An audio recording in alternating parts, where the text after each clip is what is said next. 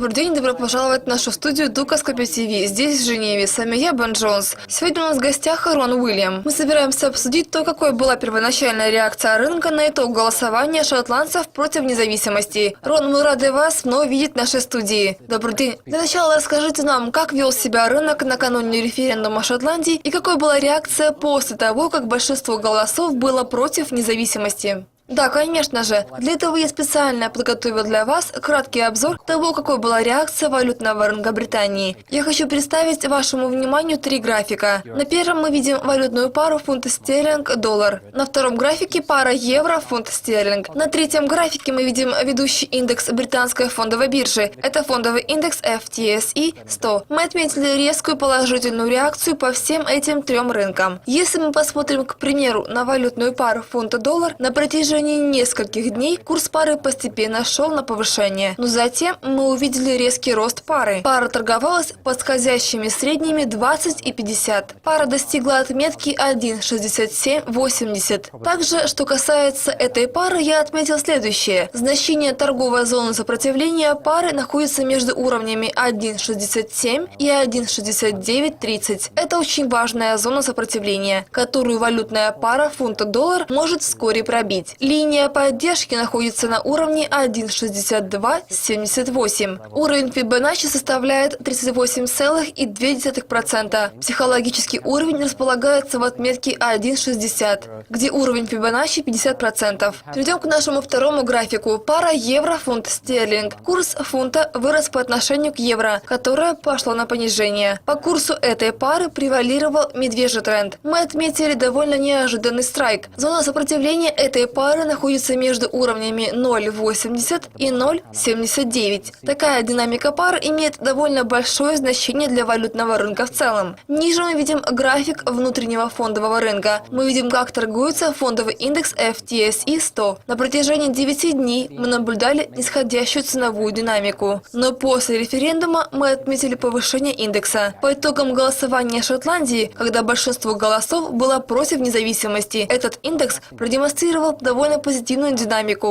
Что касается зоны сопротивления, она находится между уровнями 68.90 и 67.50.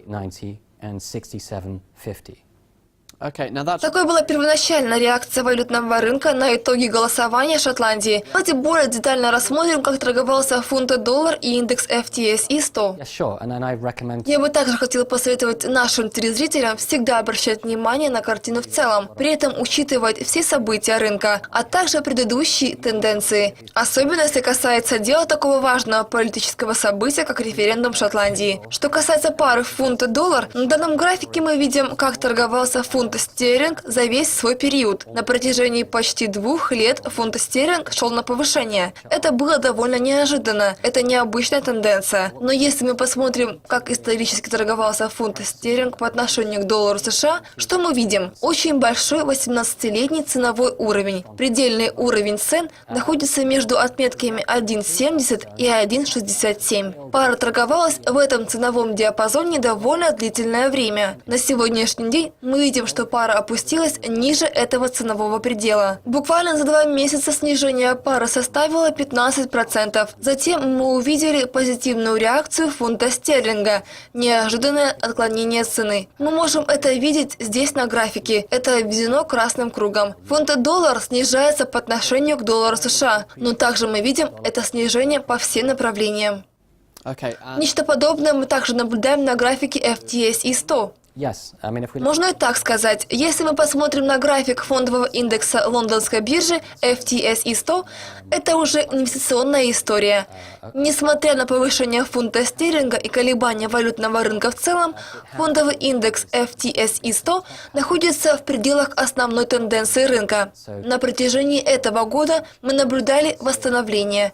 Индекс превысил рекордную историческую отметку 7000. В какой-то степени данная тенденция соответствует соответствует движению фондового индекса FTSE 100 за 2008 год, когда произошел финансовый кризис на мировой экономике. Я бы сказал, что мы приближаемся к историческому значению. У цен также есть своя память.